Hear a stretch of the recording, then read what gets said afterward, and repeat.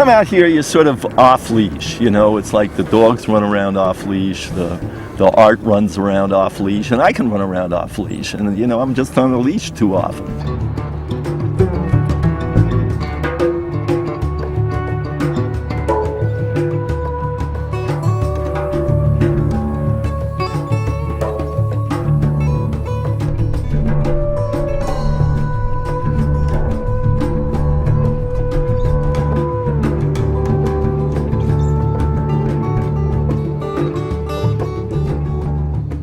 I'm Osha Neumann. I make art out here. I make sculptures. This is the Albany landfill. It's a wild spit of land that sticks out into the bay. And I'm just one of a number of artists who've come out here to work and to use the materials that we find out here. I like the fact that you come out here and you just don't know how it got there and who did it. It seems to have sort of grow out of the landscape the way all of this seems to be growing out of the landscape. There's no rules about who can and who can't do it. I mean, nobody's got, you know, there are no permission slips that you're giving out. You can just come out and do stuff. And the more that art gets done out here, the more it becomes the kind of place where people think of it as a place to make art. And so, you know, you come across stuff, you know, whatever. I mean, and you have no idea who did it, and that's kind of great. As someone who works in cultural institutions, the amount of spaces that we have, public spaces that we have, where, you know, we can express ourselves freely, continues to diminish.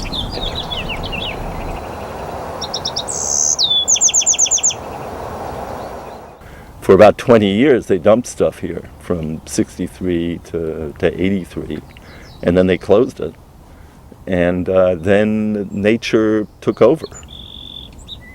You know, if I have any kind of a ritual that you know provides me sort of solace and a way to get through the day, it's really coming out here. And I am pretty religious about getting out here regularly. I've been coming out here since '99, pretty regularly, almost every weekend, making art. And there's no substitute for that experience in my life.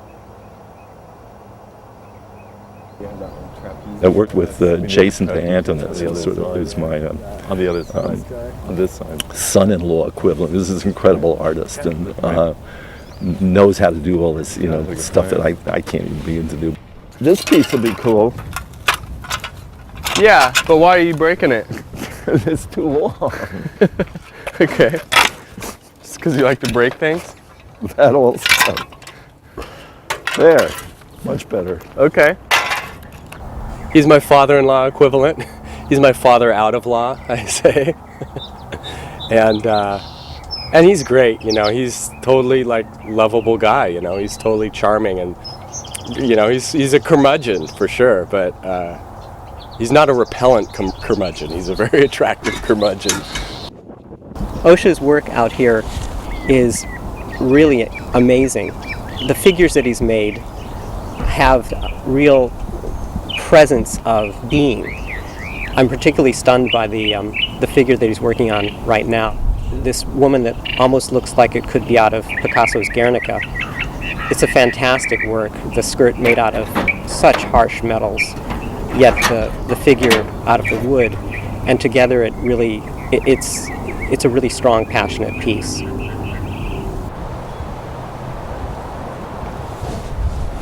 I do all this art out here. I kind of stumble around and, you know, tend to fall over a bit. I've got an autoimmune disorder that affects my peripheral and sensory nerves. I've got kind of stocking glove feeling in my hands, and I got no balance and, you know, no strength and all my. So, you know, I just, you know, sort of keep doing it. I mean, I've been really lucky in working with Jason, one of those who really has, doesn't have all my disabilities, got a whole lot of talents and skills I don't have. So, you know, you can get up and put things where I can't get them and so on. So the combination has actually been really great. I mean, it's So everything is whatever's been found. Everything's been around. found, yeah. I mean, all of the Just like this? Yeah. So you didn't have to use a blowtorch or anything? No, we didn't do it. This we just found That's that way. great. I love the direct contact with people. I mean, that people come out and they can experience this stuff and they can relate to it and they can talk to you about it. And it's not like, you know, if you're working in your studio, and then what do? It's sitting in your studio, nobody sees it. It, you know, stacks up in your garage. Here, like, people are always coming out. I mean, you're in constant back and forth, and when you're doing the work, you're in constant back and forth. Do you guys have ways of Instead of marking your building own on stuff? Like, how would I know this is yours? Just Well, it's great. I pretend. like that it doesn't. I like that it's anonymous. There was a point a few months ago, I think, when someone took it upon themselves to actually sign the pieces. As if Yeah, it was right. theirs. Okay, dude. They were like, you know, the digger, bye. Sign your own piece. Right. They were like, Right. hey.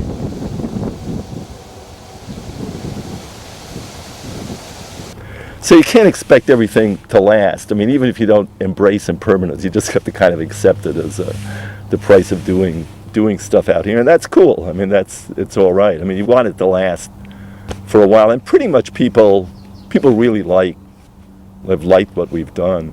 We probably come out once a month or so with the dog. It was definitely a great place to come with our dog first, and then we saw the art, and it was even better. And then you come out here, and the art's changing and evolving. Yeah, that's pretty cool. So we came out on beautiful days and saw the bicycle wheels spinning and the surfer out there surfing, and then you come out after a storm and there's no more surfer, and the lady's lost her arms, and then you come out the next time and there's a dragon, and it's just there's a reason to come out here. This just started as a tripod. At first it was sort of a little shelter, and then I guess maybe I started finding these pieces that sort of suggested a dragon head. That was about 3 years ago, and it's lasted pretty well. It's the storm took out its foot, and sort of a Christian crusader had torn off the old tail, and there was a little issue about He just thought it was the beast of the apocalypse. He thought it was or the beast of something, the and whore of apocalypse. Babylon And, riding yeah, on top of it. Right, or right. something like So there was a little some issues out with the Christian guy. I think we've been working on. It gets to that point where we were thinking we want to keep this a secret, but then you come and see this, and you can't keep it a secret. Yeah. you want to show everybody. Yeah. So. Well, yeah. I mean, a lot of people come out, but it is kind of a secret. I mean, Yeah. Thank goodness. Yeah.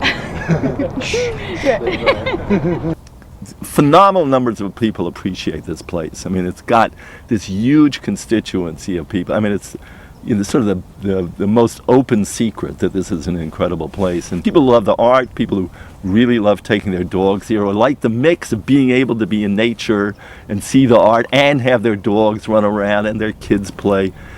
Unfortunately, none of it fits with those folks who actually, are into controlling the place, and planners and the city governments and the state governments and the county governments. So what's happened with this place is that it's slated to become part of this East Shore State Park. And the East Shore State Park is a great idea. The problem is that once it's part of the state park, then it has to fit into what a idea of a state park is supposed to be. Dogs have to be leashed. Art is going to have to be controlled. I mean, the art that's here, that's going to have to go. The non-native species are going to have to be controlled. The hazards are going to have to be eliminated, and so on. And that's the plan for this place. And so we're just, keep making art and keep coming out here. And I guess one of the blessings of the fact that there's a huge budget crisis all over is that nobody really has the money to do any of this. So my hope is that it continues in this way for a long time in the future.